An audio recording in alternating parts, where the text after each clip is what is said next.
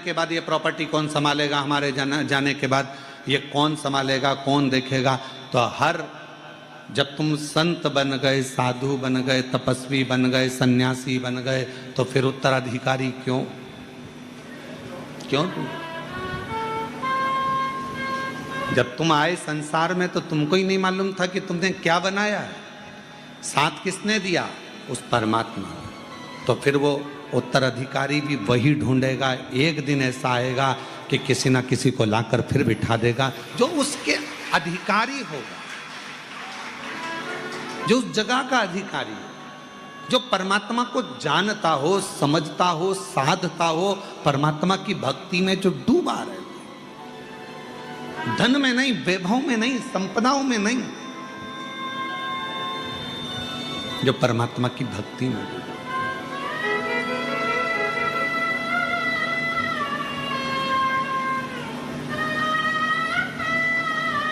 और आज के ज़माने में कोई कहे तुमसे कि तुम ये सब छोड़ दो, हम नहीं छोड़ सकते। हम घर में रहकर भगवत भजन कर कर, भगवत नाम लेकर, भगवत मंत्र का जाप कर कर, चाहे राम जपेंगे, चाहे कृष्ण जपेंगे, चाहे शिव जपेंगे, चाहे हम श्री शिवाय नमस्तुभ्यम जपेंगे, पर हमारे परमात्मा को हम भजकर परमात्मा के होंगे और परमात्मा हमारा होगा।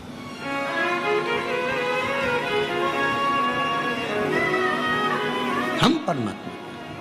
और भोलेनाथ दया करना, मैं तेरे भरोसे हूँ, मेरे बाबा दया करना, मैं तेरे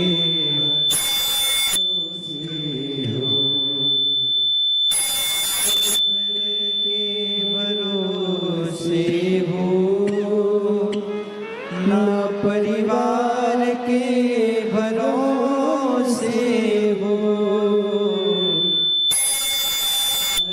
के भरोसे हो, ना परिवार के भरोसे हो, मेरे बाबा दया करना, मेरे बाबा दया करना, मैं तेरे भरोसे हूँ। हम उसके आश्रित होकर, उसको अपना बनाकर, अपन उसके होकर अपने जीवन को सार्थक बनाएंगे। भगवान को साथ अपनी मानव की देह, अपना मानव का शरीर, अपना मनुष्य की देह श्रेष्ठ बनाए, मानव का शरीर श्रेष्ठ जो मिला है। बड़ी मुश्किल से तो हो सकता है कि हमें भेजा उसने अपने भजन के लिए और हम लग गए अपने काम में।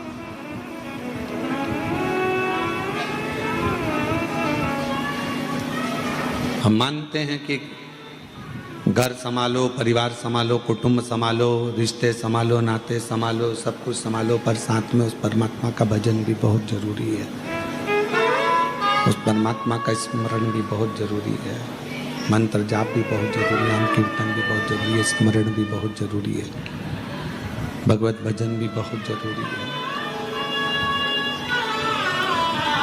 थोड़ा सा, ज़्यादा नहीं, बस थोड़ा सा भजन, थोड़ा सा स्मरण, थोड़ी सी भक्ति, थोड़ा सा नाम जाप, थोड़ा सा कीर्तन बहुत। कभी इस व्यासपीठ ने यह नहीं कहा कि 24 घंटे आप भगवान के मंदिर में बैठो। इस व्यासपीठ ने कभी यह नहीं कहा कि तुम 2-4 घंटे भगवान के मंदिर में जाकर बैठो। इस व्यासपीठ ने केवल इतना कहा कि 1 लोटा जल सारी समस्या का हल। लोटे में जब तक जल रहे उतनी देर मंदिर में रहो और वापस निकल लो। बहुत है। झाड़ू लगाया, पोछा लगाया, हाथ धोए, बाबा को जल चढ़ाया, पूजन करी, उतनी देर बाद फिर अपने घर की और अपने गंतव्य की ओर, अपनी ओर, अपने घर की ओर चल दो। फिर अपने को नहीं रुकना, फिर अपने को नहीं रुकना। इतनी देर बस भगवान की भक्ति मंदिर में रहिए, बाकी के समय पर अपने अपने घरों में चल दीजिए। चल दो फिर अपन। ये व्यासपीठ कभी नहीं बोली शंभो शंभो, ये व्यासपीठ कभी नहीं बोली कि आप 2 घंटा 4 घंटा 6 घंटा 8 घंटा 10 घंटा मंदिर में दो। आप तो उतना दो जितना आपका दिल करे, बहुत है।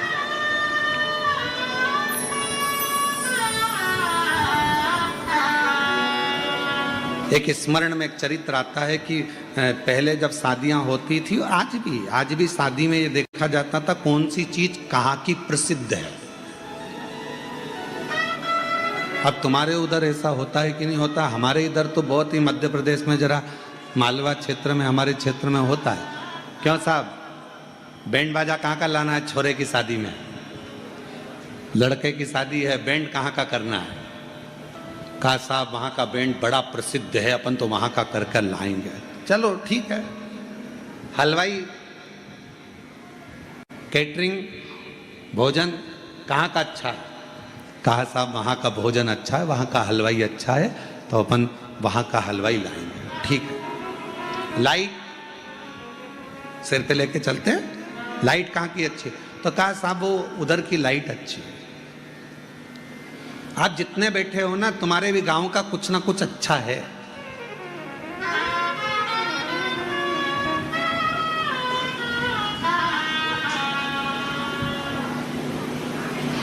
साहब छोरे की शादी करना है, फिर तो क्या साहब छोरे के लिए कपड़े? तो कहा वो वहां पर बहुत अच्छे कपड़े बनते हैं, बहुत जोरदार दर्जी है और दूल्हे के कपड़े अच्छे बनाता है। ठीक है। फिर कहा घोड़ी जिस पे दूल्हा बैठेगा, घोड़ी वो कहाँ की अच्छी है? तो कहा साहब वहाँ की घोड़ी जोरदार है, बहुत जोरदार घोड़ी है, एकदम बढ़िया नाचे कूदे और अच्छी चले। बस तो फिर अब घोड़ी वहाँ की कर। बैंड वाले के यहाँ गए, बैंड बुक कर लिया। लाइट वाले के यहाँ गए, लाइट बुक कर ली। हलवाई के यहाँ गए, हलवाई बुक कर लिया। कैटरिंग वाले के यहाँ गए, कैटरिंग की व्यवस्था बुक कर ली। कपड़े वाले के यहाँ गए, बोलो कपड़े बुक कर लिए। अब पहुंचे घोड़ी वाले के। हमने सुना है तुम्हारी घोड़ी बहुत जोरदार है। हाँ साहब, सब जगह प्रसिद्ध है। तो हमारे लड़के की शादी है, तो हमको तुम्हारी घोड़ी चाहिए। दे दूंगा, मना नहीं है, दे दूंगा। पर पहले मुझे बताओ कि लड़का कैसा है? तो उन्होंने कहा हम घोड़ी लेने आए कि छोरी लेने आए?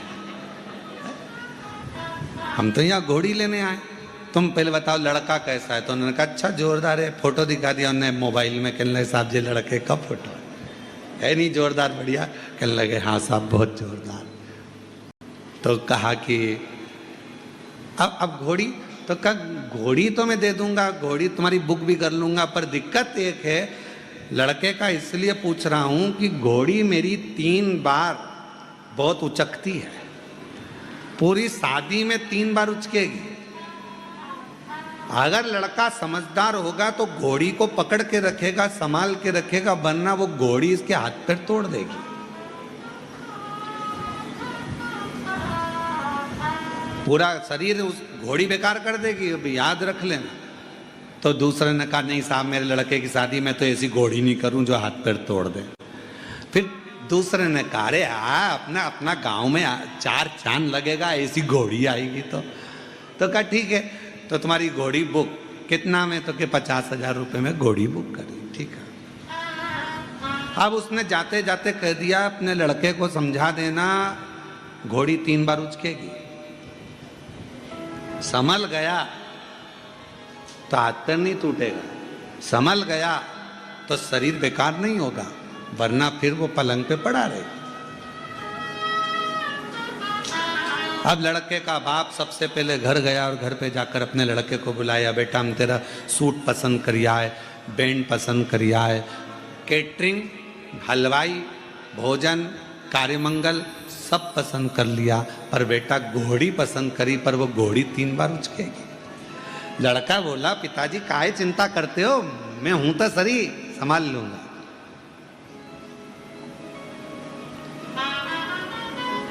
और जो घोड़ी पर बैठा दूल्हा,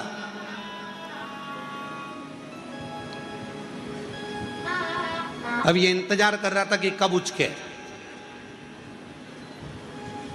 और घोड़ी भी समझदार थी, हर कहीं थोड़ी ना उचक जाऊंगी। घोड़ी ने देखा कोई ने कुर्सी लगाई, दूल्हे को माला पहनाने के लिए खड़ा हुआ, इतनी देर में घोड़ी उचक गई। जो उचकी तो इसको मालूम था उचकी है, तो पकड़ लिया चमक, पर वो कुर्सी वाला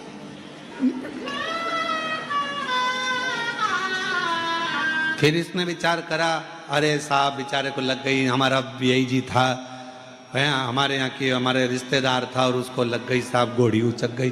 फिर आगे गए तो ये सोचा घोड़ी अब उचकेगी, पर घोड़ी समझदार थी, हर कहीं नहीं उचकती थी। फिर उसने देखा कि 3-4 आगे नाच रहे थे, 3-4 पीछे नाच रहे थे, उचक गई। आगे वाले को भी पटक दिया, पीछे वाले को भी पटक दिया। अब तीसरी बारी थी और घोड़ी ने देखा कोई नहीं है, सब इधर उधर है। इतना में घोड़ी जोच की जम के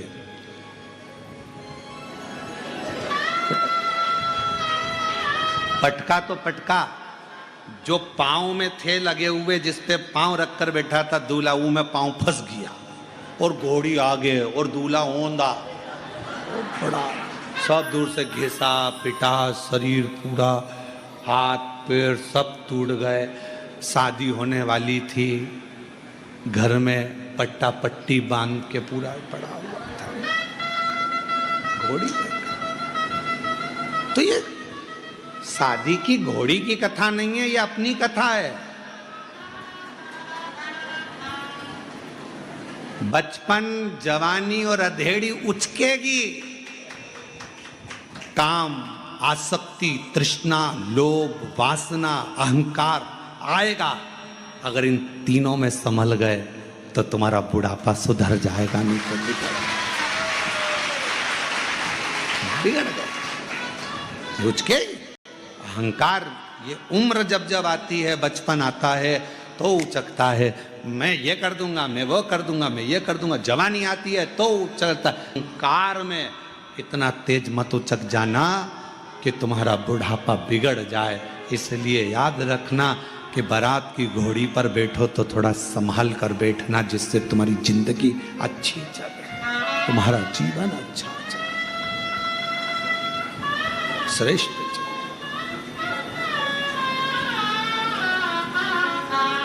हम भटक रहे हैं।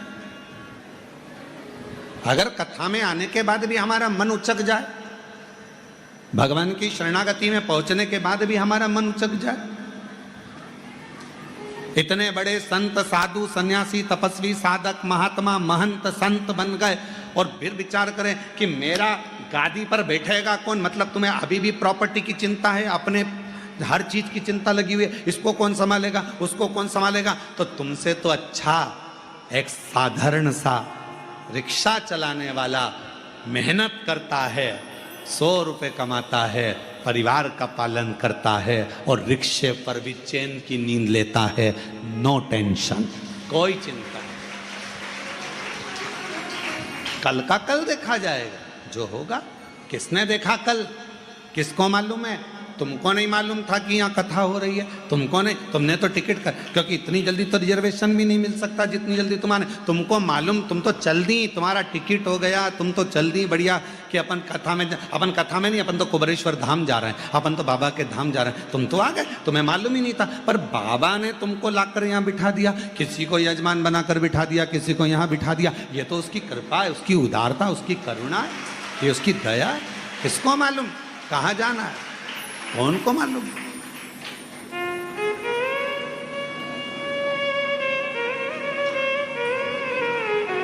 हम अहंकार में, काम में, आसक्ति में, लोभ में, तृष्णा में, वासना में, हर एक में हम बहुत उचके, बहुत उचके। पर संभलना आपको और हमको है, साधना आपको और हमको है।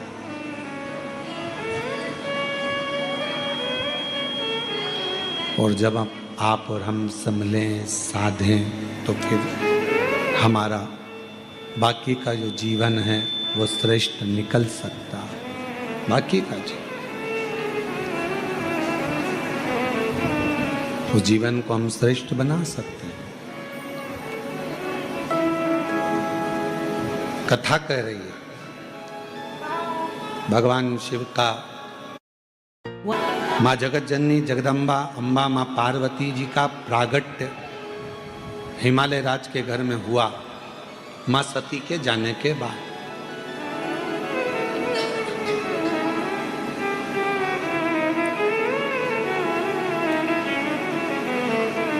सती माँ चली गई, शरीर छूट गया और शरीर छूटने के बाद माँ सती